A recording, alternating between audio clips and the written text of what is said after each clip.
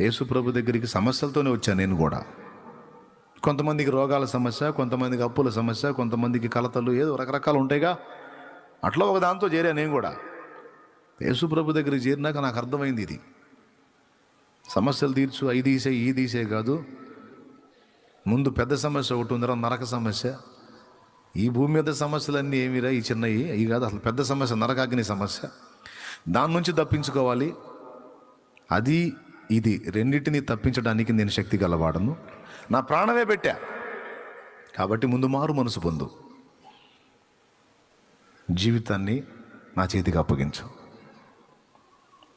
నేను వదిలిపెట్టమన్న చెడుతనాన్ని ముందు వదిలిపెట్టు.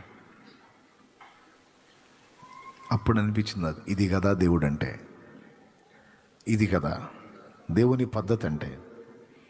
నువ్వేమైనా చేసుకో, ఎట్టయినా బతుకు, నాయన నాకు తెచ్చిచ్చే అనే దేవుడు ఎట్టవుతాడు? నీ జీవితాన్ని మార్చుకో, ముందు నీవు మారు మనసు పొందో.